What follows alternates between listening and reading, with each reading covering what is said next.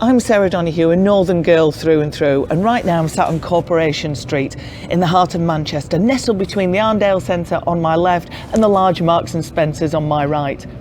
Now, I'm no stranger to Manchester. To pay my way through college and university, I worked at a bar just round the corner called Champers, and then later on I went to work for Granada Men and Motors Channel over at Quay Street. So I'm no stranger. This is my city. It's a city which I love. Back in June 1996, the IRA attacked Manchester, right here where I am sat on Corporation Street, and they let off a bomb.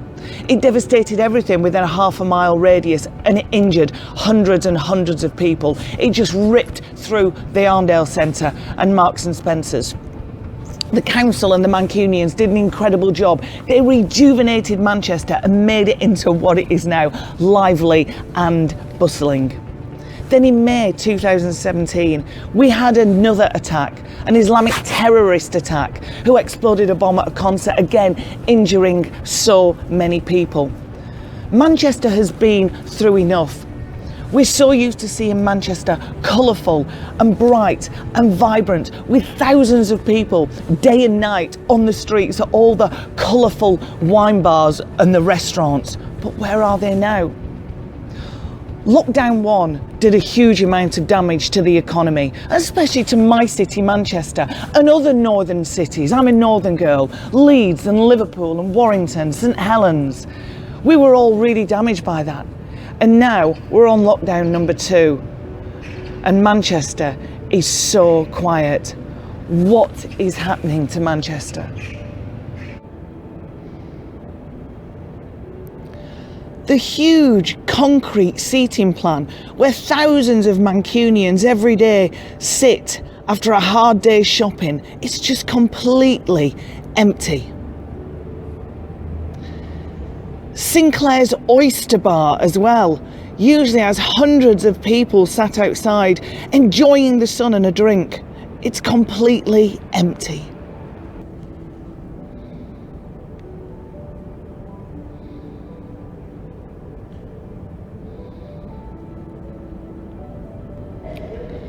New Cathedral Street with Harvey Nichols here, Paul Smith, Burberry, Boss, Reiss, Michael Kors and Louis Vuitton. Absolutely dead. It's so quiet. And Harvey Nichols with a sign saying, "We'll be back together soon. Love, Harvey Nichols." The lower end of Market Street, moving on to Exchange Street and then St Anne's Square. It's just so quiet. It's like a ghost town. Manchester, where are you? This is Market Street, right in the heart of Manchester's city centre, where the Arndale Centre is. This is the first weekend of lockdown number 2, and this should be ram-packed with people. This should be bustling, alive and vibrant. And it's not. It's quiet. There's nobody here. If lockdown number 1 wasn't hard enough on the city, then why are we in lockdown number 2? Surely Manchester has been through enough.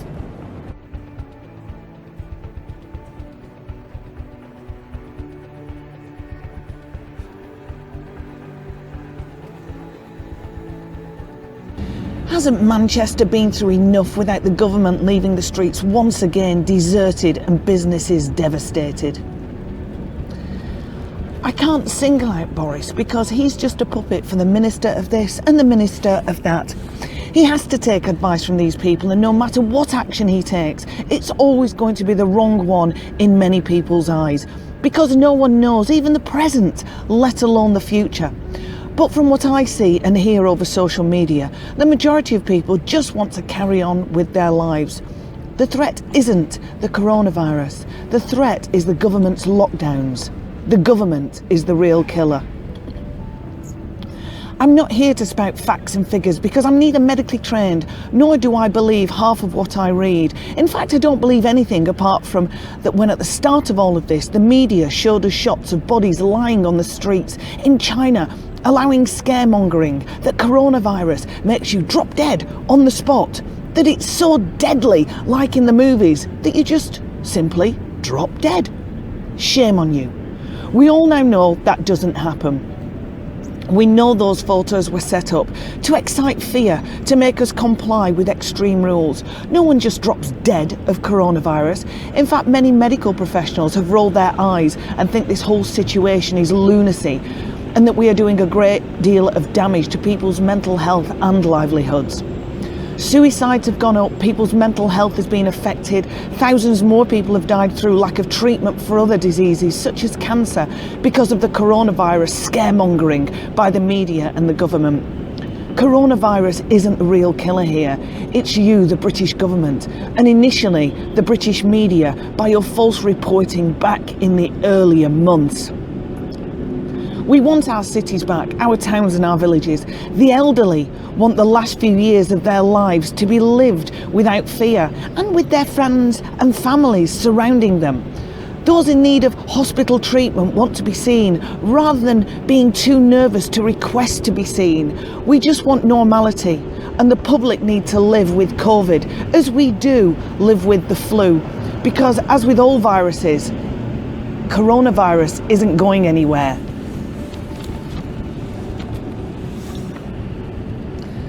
Manchester should be buzzing and bustling all day and all night. It's one of those cities that locals and celebrities alike mingle together and bar hop.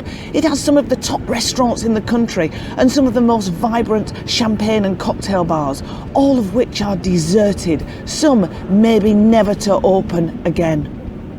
The only way to deal with the virus is to let it run its course, which it will do anyway, but with gyms closed, which would normally allow people to remain fit and healthy, businesses closed, which forces people into debt, mental health issues and paranoia, you, the government, are in fact making people ill, sick with worry and stress, which in turn has an effect on our immune systems, lowering them, making us more susceptible to all illnesses because our body doesn't have the strength to fight infection.